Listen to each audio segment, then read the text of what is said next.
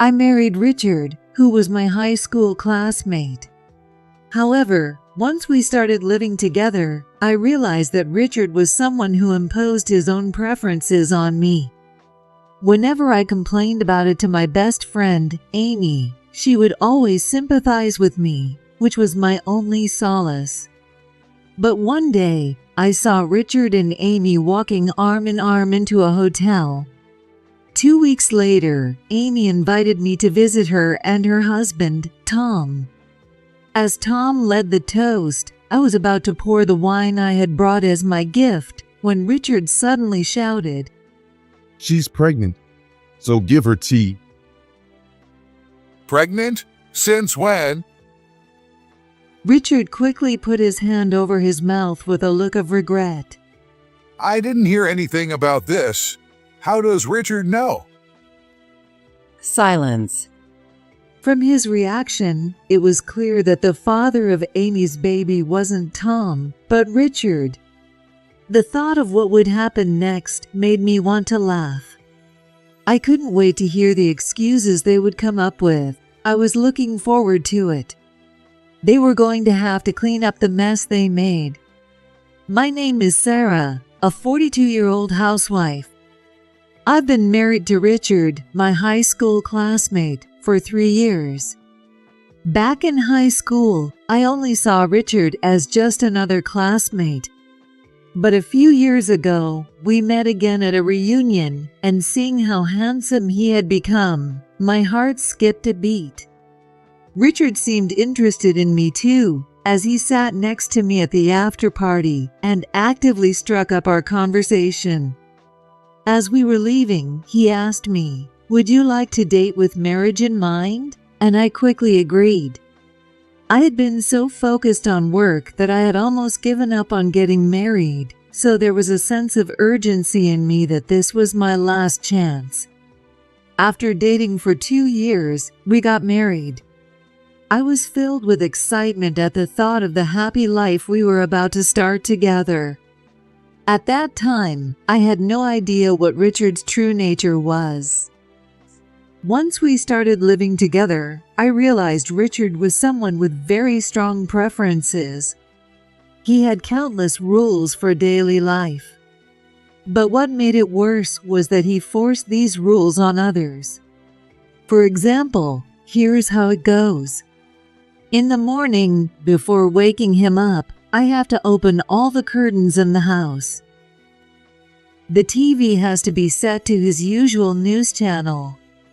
His eggs have to be sunny side up, and the bread should be slightly firm. It can't be too soft or too hard. There are also specific brands for spices, the strength of the coffee, and even how the laundry is folded and how the house is cleaned. If I break any of these rules, he gets upset. This yolk is a bit too firm, isn't it? Can't you even fry an egg properly? Sorry, if you're that particular about it, why don't you cook it yourself? I hesitantly suggested, only to be met with a fierce rebuttal. Cooking is a woman's job. A wife shouldn't talk back. Just do what your husband says and be quiet. He orders me around with an outdated view of what makes a good wife, always acting superior. And then, without fail, he brings up his mom. My mom did everything just the way I wanted. You should be able to do the same, right? Honestly, it's hard being compared to his mom, who was a full-time housewife and lived for taking care of her only son. Oh, and don't use work as an excuse. I let you keep working after we got married because you wanted to. Richard would fold his arms, stick out his chin, and look down at me with a smirk. We could live off my salary alone. But I'm indulging your selfishness. You should be more grateful. Hearing this kind of talk all year round is really wearing me down. Since my parents live far enough that I need to fly home, visiting them for Thanksgiving and Christmas is all I can manage. When we visit my parents together, Richard plays the role of a good husband, so they believe we have a happy marriage. Sometimes I talk to my parents by phone or email, but I don't reveal his true nature because I don't want them to worry. So I can't vent about Richard to them. The only person I can talk to is my best friend, Amy. Amy was a classmate from high school and has known Richard for a long time, so it's easy to talk to her. Richard is so charming when we're out, but he's like that at home. That's disappointing. Amy would say, frowning as she fiddled with her iced coffee straw, her chin resting on her hand. Even when making that face, she was still so beautiful, her expression never faltering. I swallowed my sandwich and sighed. If I had known he was this particular, I wouldn't have married him. Amy, your husband is quiet, isn't he? You're lucky. After a brief pause, Amy forced a smile. Tom may not be much of a talker, but when it counts, he's someone I can really rely on.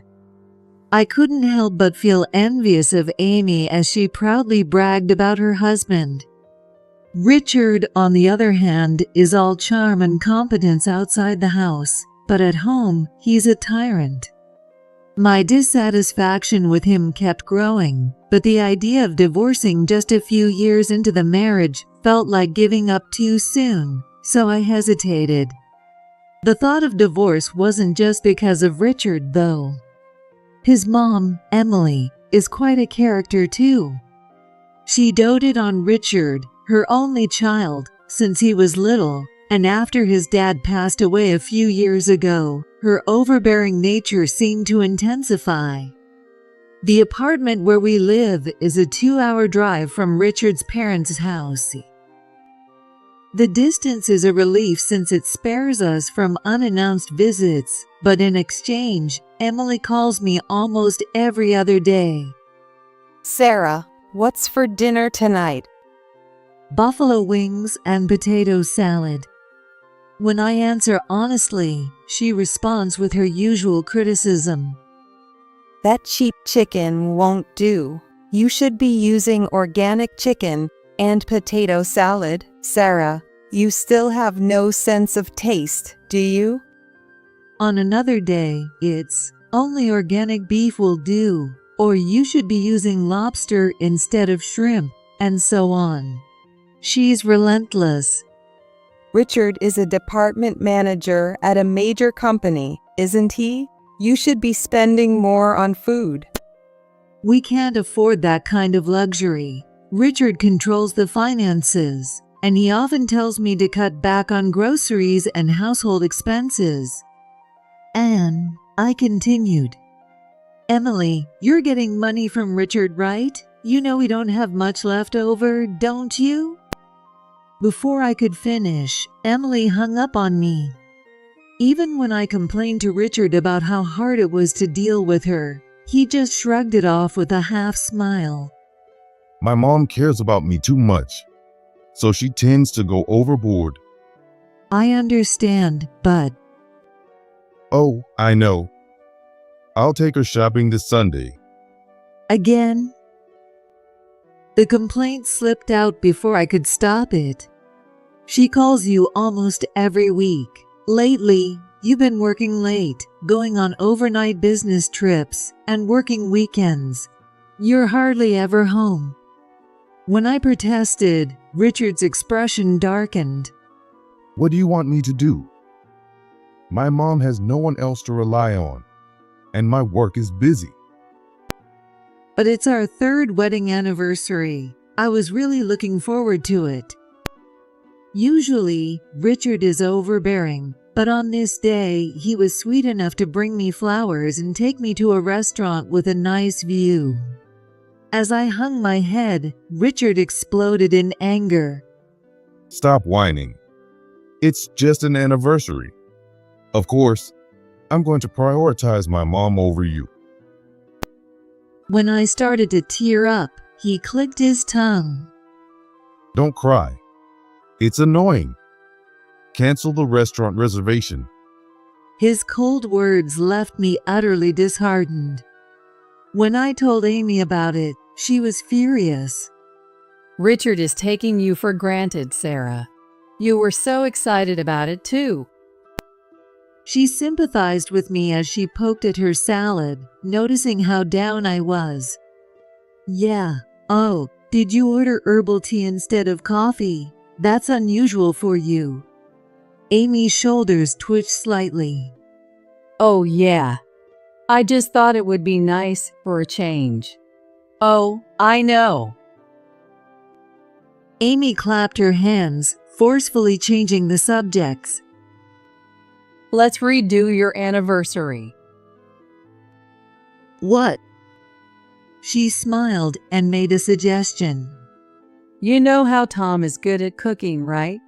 And I love baking, so why don't we host you and Richard at our place?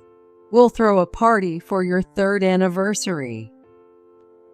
I'd love that, but you're a stay-at-home mom, and Tom must be really busy with his work. I don't want to take away his precious time off. I tried to be considerate, but Amy cheerfully brushed it off. It's totally fine. We'd be happy to help with something like this. Her supportive words made my heart swell with gratitude. Thank you, Amy. You've always been there for me since high school. Come on, don't be so formal. Amy laughed shyly, and I was genuinely thankful from the bottom of my heart. That night, when I told Richard about the anniversary party after he got home from work, he surprisingly agreed without hesitation. Well, I feel bad for ruining our anniversary, so I'll let my mom know about the new plan. Please do. If you cancel last minute again, it'll really inconvenience Amy and Tom. Yeah, I got it. As I was texting Amy about the plan, I overheard Richard mumbling to himself. Amy's desserts are really good. I'm looking forward to it. His smug expression made me curious. Have you tried Amy's desserts before? I don't remember giving you any since you're not a fan of sweets. Richard's expression stiffened slightly. He quickly answered, looking flustered. Well, I secretly tried some before. Really? I didn't notice. Even though it felt odd, our conversation ended as Richard went to take a shower. Thinking about how to thank Amy and Tom, I decided to bring a wine that pairs well with Italian food. Since Tom works for a trading company, they live in a fancy high-rise apartment. I figured they'd prepare an elaborate meal, so I wanted to choose something that would match their hospitality. On my way home from work, I stopped by a specialty liquor store in the downtown area. I bought a highly recommended wine I had read about online and was walking home with a spring in my step when a familiar figure caught my eye. It was Richard in a jacket, and the woman holding his hand was unmistakably Amy. I stared at them in disbelief as they walked a few meters ahead of me. Richard was supposed to be on his business trip in another state today. But there's no way I could mistake my husband and my best friend of 25 years. The voices I heard were unmistakably theirs. The way they clung to each other, they looked just like a couple in love. Without noticing me walking a little behind them, Richard and Amy casually disappeared into a hotel. I was recording the whole scene on my phone, and I made sure to capture that moment as well. After they vanished from sight, I felt like I was trapped in a nightmare. I stepped aside to the edge of the busy sidewalk, replayed the video on my phone, and realized this was my reality. A mix of anger, disappointment, and sadness overwhelmed me. Amy, of all people. She's the one I've always confided in, even about my love life, since we were students. Why would she do something like this? I wiped the tears from the corners of my eyes with the back of my hand. But as I thought back, several things started to make sense. Richard must have known how good Amy's desserts were because he'd been eating them regularly. And it made sense now why he so readily agreed to the party. When I got home, I lost my appetite and went to bed early. As I calmed down a bit, a wave of intense anger toward the two of them hit me. I'd had enough. It's time to divorce Richard. But before that, I need to get some revenge. 2 weeks later, on the day of our 3rd anniversary party, I could feel my blood boiling as I watched Richard act like everything was fine, but I made sure not to show it and prepared to go out. I have to stop somewhere on the way back, so let's drive separately. Yeah, sure. Instead of saying, I don't want to breathe the same air as you, I gave a polite excuse for driving separately to Amy and Tom's high-rise apartment. Welcome. Completely oblivious to what I knew, Amy greeted us with a big smile. Thanks for having us today. Your place is as beautiful as always. Tom, who always looks serious, smiled as he spoke. Thank you. Please come in. As I looked for the right moment to expose their affair, we sat down at the dining table. Amy served a tomato and mozzarella salad as an appetizer. That wine looks delicious. Let's start with a toast. As Tom proposed a toast, I was about to pour the wine I had brought when Richard suddenly shouted, She can't drink wine because she's pregnant. So give her tea instead. The room fell silent. Pregnant? Since when? Richard quickly covered his mouth with his hand, realizing his mistake. I didn't hear anything about this. How does Richard know? Silence. Richard and Amy, sitting across from each other, fell silent at the very reasonable question. I couldn't believe she was actually pregnant. Judging by their reaction, it was clear that the father of Amy's baby wasn't Tom, but Richard. Rather than feeling angry, I couldn't help but start laughing as I imagined what would happen next. What kind of excuses are they going to come up with? I'm really looking forward to it. Amy, who pretended to be my best friend while betraying me so calmly. And Richard, who got involved with his wife's best friend. They're going to have to clean up the mess they've made. After sitting there with a sullen expression for a while, Amy suddenly raised her head. She flashed a sycophantic smile at Tom, who was sitting next to her. Actually, I was planning to surprise Tom with the news. I wanted to catch him off guard. Liar, I muttered, and Amy, pouting her bright red lips, snapped back. Sorry I didn't say anything sooner, but why are you blaming me? You're my best friend, aren't you? You should be congratulating me. She spoke in a sorrowful tone, and Richard quickly jumped in to back her up. Yeah. Amy's 3 months along now. It's a critical time. Please, don't upset her. Oh, really? You seem to know a lot. It's almost like Richard's the father. Richard and Amy both gasped and froze. No way that's true. Don't even joke about that. I feel the same way. Tom responded calmly to their protests. His eyes cold as ice as he looked back and forth between Richard and Amy, questioning them. Normally, the husband is the first to know. Something's not right here. I was just giving her advice. That's all. Richard stood up and desperately tried to explain. She told me she might be pregnant. So I rushed over here. When she showed me the positive test, I immediately took her to the obstetrician and gynecologist. What's wrong with that? My baby's due date is in January. If you can get some time off, Tom, you could be there for the birth. Wouldn't that be great, Tom?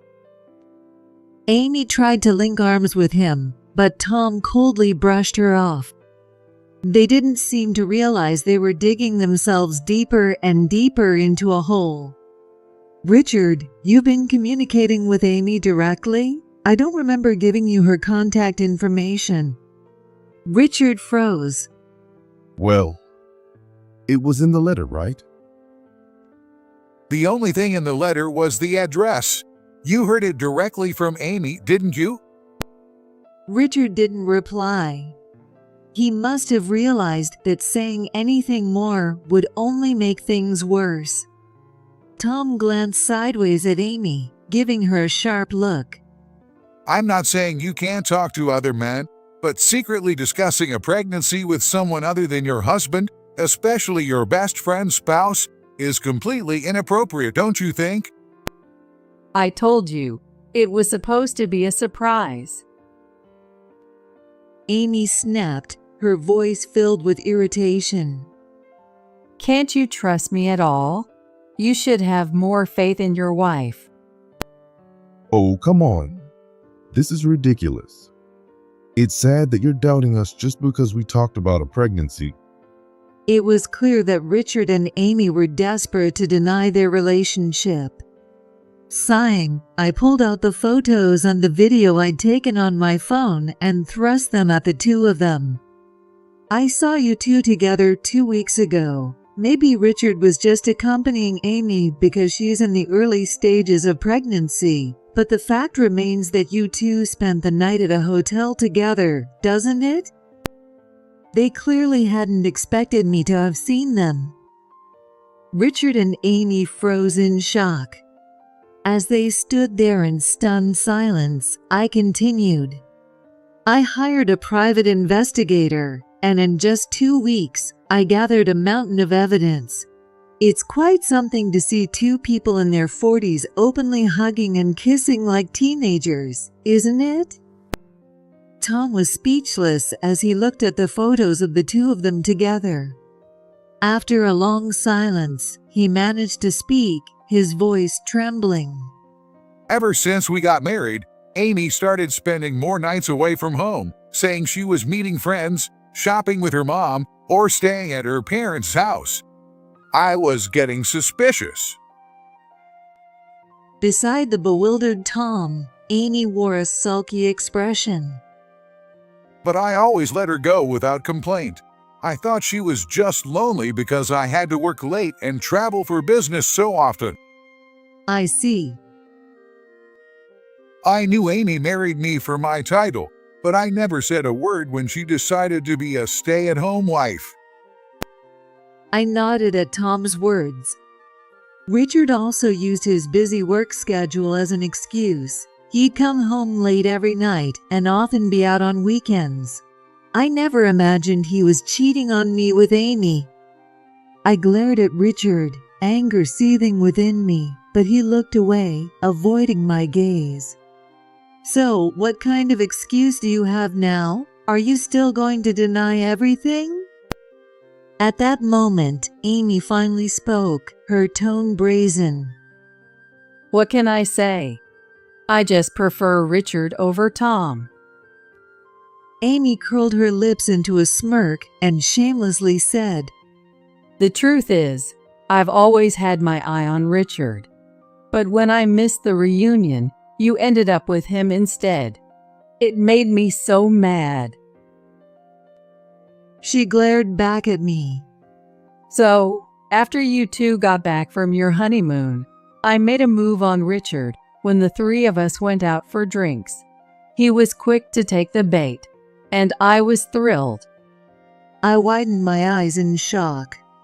Tom also stared at Amy, disbelief on his face. What? You were cheating right after we got married?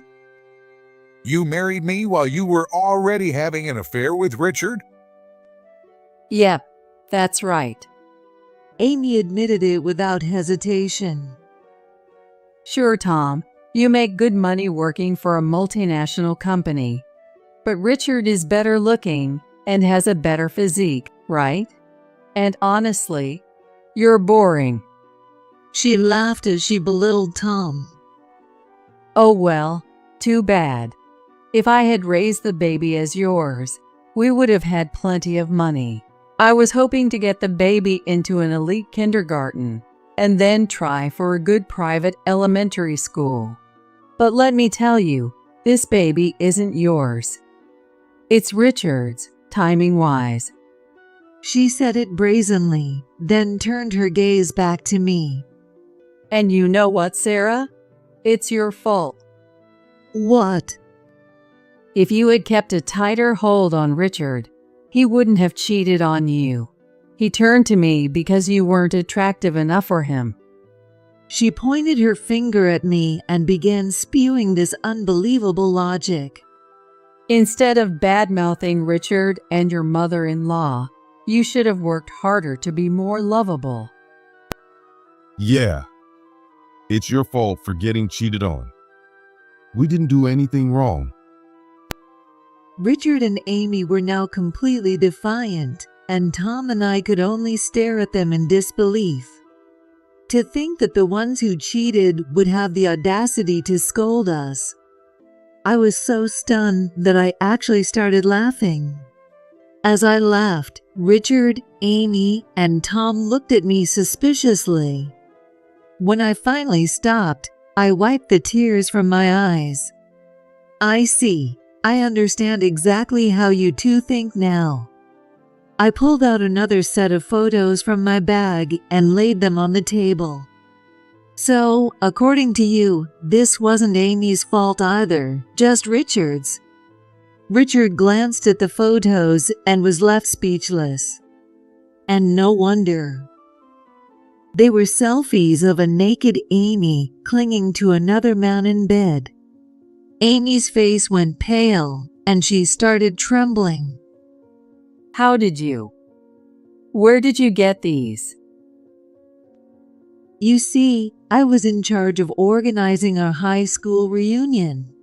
Thanks to that, a lot of our old classmates attended our wedding. You remember that, don't you, Richard? Yeah, Richard answered, his face twisting in discomfort. When I was sending out the wedding photos to our classmates, a few of them mentioned something interesting. They said Amy came onto them, even though they were married. I remembered that recently, so I asked around, and it turns out all of them had been cheating with Amy. what? All of them? That's more than 5 guys. Richard's mouth hung open in disbelief. When I told them they might have to pay damages, they all started saying things like, "She told me she was single, and I was tricked." Then they gave me the photos they took with Amy and asked me to give them to you in exchange for forgiveness. I handed Tom a piece of paper with all their phone numbers, just in case. Tom took it, looking a bit bewildered. So, what about it? Did you really pretend to be single? Amy simply nodded without hesitation. Yes. Those guys are so uptight. They wouldn't have fooled around with me unless I said I was single. I took the photos as a collection. I glanced at Richard, whose expression was growing more intense by the second. But Amy, showing no fear, continued to speak. You know, Sarah, we went to a prestigious school, and most of our classmates went on to top universities and now work for major companies, especially the guys. That's true. Amy gave a sly smile. Our class was pretty elite. Richard was one of the guys I had my eye on. He should be grateful. I could feel a headache coming on. Sure, Amy was beautiful, and I remembered she used to change boyfriends frequently in school. But I had no idea she thought like this. It was no surprise that Richard wasn't going to accept this. His face was twisted with rage. Are you out of your mind? Of course not. Amy laughed as she replied, and Richard asked her another question. Is the baby really mine? Probably. But it doesn't really matter who the father is. They're all good looking, in great shape, and smart. The baby will definitely turn out well. That's not the point. Richard shouted. And back to the original topic. Richard, it's your fault that you got cheated on, right? I smiled at him, and Richard fell silent, his face contorted in frustration. The atmosphere at the table was now thick with tension, the untouched feast in front of us forgotten. I'm sorry, Sarah. This was supposed to be a celebration, but it turned into something like this. Tom apologized, bowing his head, and I forced a smile. It's okay. After I saw the two of them go into the hotel the other day, I was prepared for today to turn into a showdown. Then, I apologized to Tom. I'm sorry too. This must have been a real shock for you, hearing all of this out of nowhere. Oh, it's okay. Tom trailed off, his face hardening as he looked sternly at Amy. There's no point in continuing this conversation. It's clear I'm not going to hear any words of regret from you. I've lost my appetite, and I don't want to breathe the same air any longer. I'm leaving. Whatever. Amy responded indifferently, as if it didn't concern her. I'll fill out the divorce papers and send them by mail. You can file them yourself. We'll handle alimony and the division of assets through my lawyer. Divorce? Fine by me. I was planning to marry Richard eventually anyway. Richard, who had been scowling, suddenly looked shocked. What? Of course, those other guys were just for fun. Amy batted her eyes at Richard and leaned into him. I've cut ties with all of them, so it's fine, right? Now it's just you, Richard. I'm sorry for cheating, so let's get married. Her voice was sweet as honey, and Richard, flattered, scratched his head with a sheepish grin. Well, I guess there's no helping it.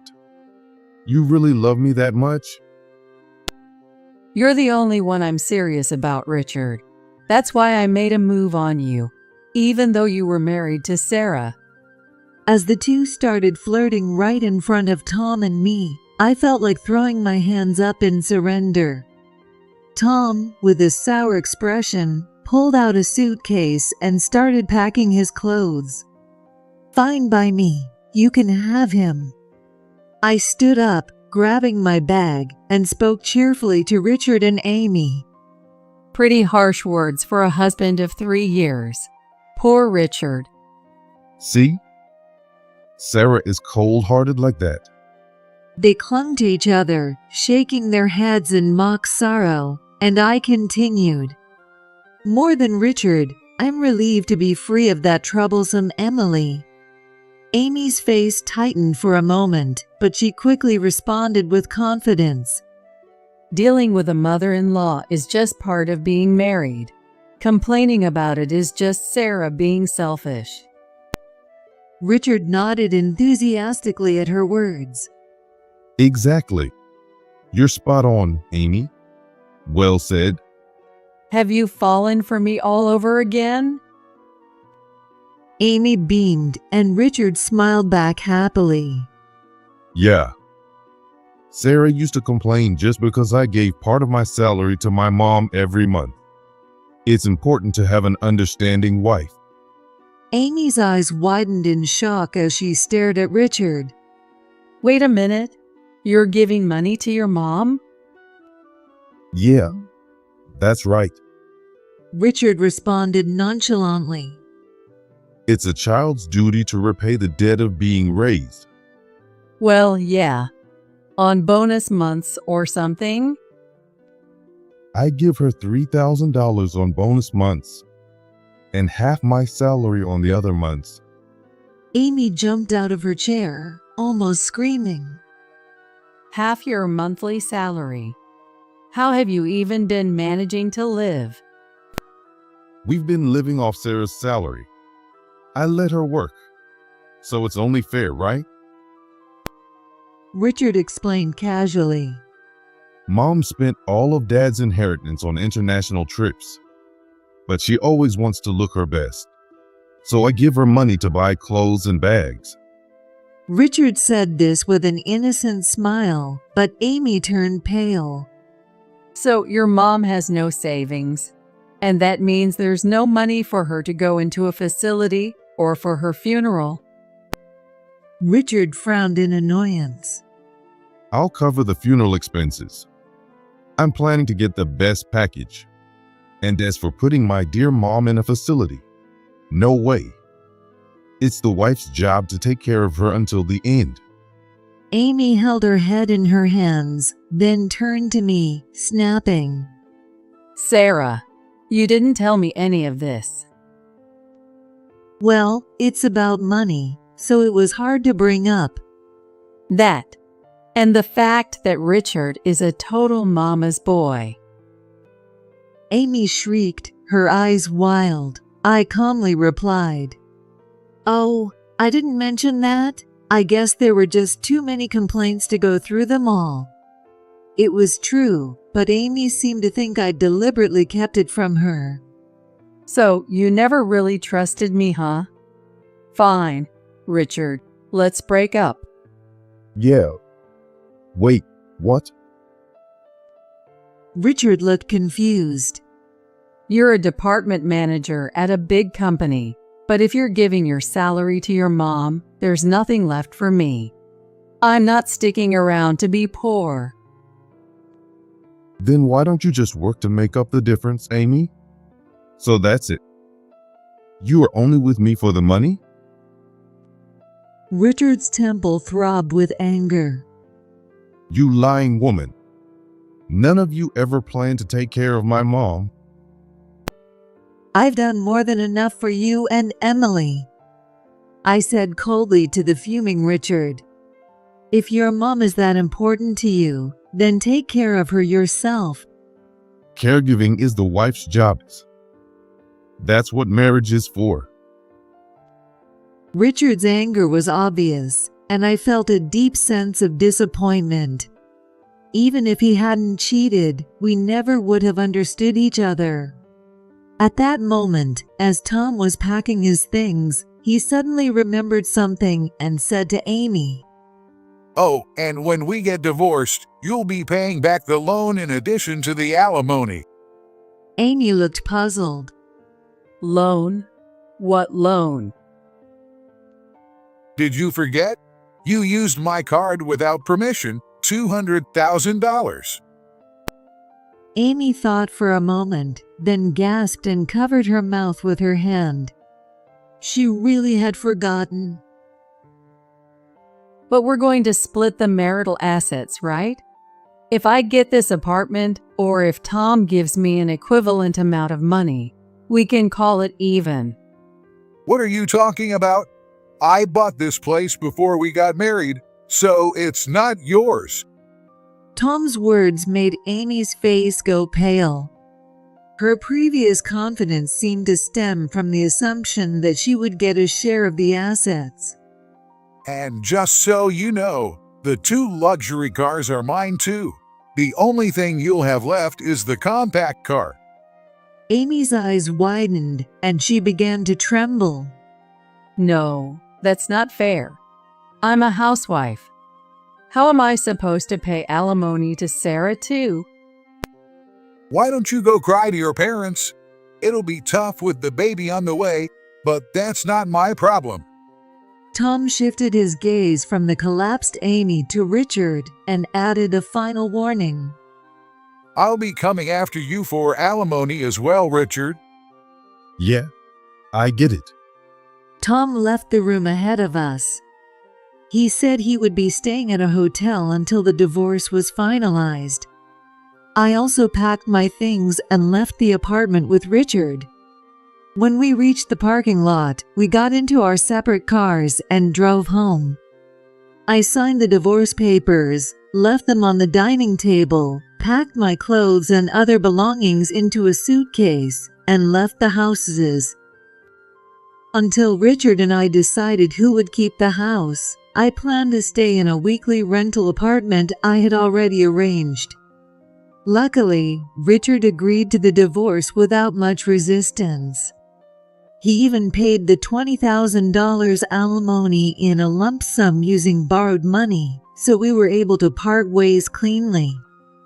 After the divorce, Richard continued to work as if nothing had happened, but his luck ran out when he ran into an old high school friend at work.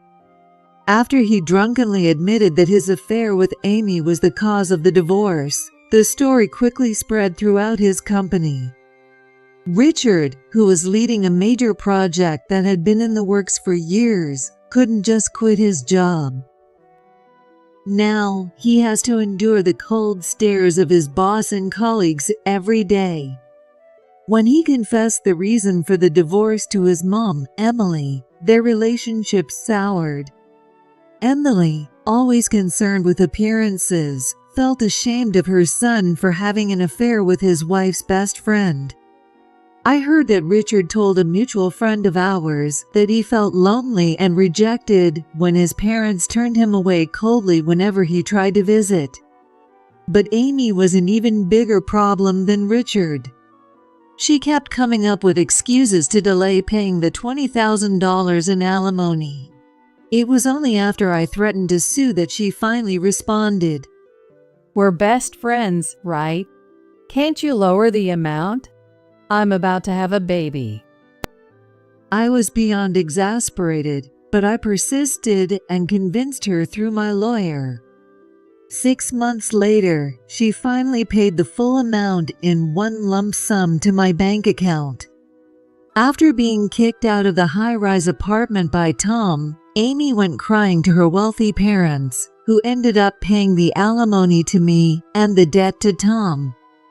Amy's parents even called me personally to apologize. A DNA test confirmed that the baby wasn't Richard's. It was likely one of her classmates, but there were too many candidates to pinpoint the father, making it difficult to pursue child support. Amy's parents were so fed up with her that they considered cutting ties with her, but they couldn't bring themselves to do it because of their unborn grandchild. Instead, they decided to put her to work in the family business they ran. After graduating from college, Amy enjoyed living on her own, supported by an allowance from her parents, while working part-time jobs. After marrying Tom, who worked for a large company, she lived the high life as a housewife while indulging in affairs. But now, her life has completely changed. She's under her mother's strict supervision, working from morning until night. When she gets home, she has to care for her child, leaving no time to rest. Her salary goes toward her child's needs and repaying her parents, with nothing left for herself.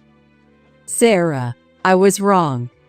I'm sorry. So could you please talk to my mom and ask her to give me some free time and pocket money? She nags me every day, and I feel suffocated. Fed up with her constant pleading, I blocked Amy's contact. Serves her right. After divorcing Richard, I felt a weight lifted off my shoulders. Now, I can enjoy my eggs however I want, whether runny or firm, without anyone complaining. It's unfortunate that I lost both my husband and my best friend, but I consider it a valuable life lesson. Thankfully, I have good relationships with my colleagues at work, so I didn't feel too much of a sense of loss. From now on, I plan to focus on both my work and personal life and enjoy the rest of my life to the fullest.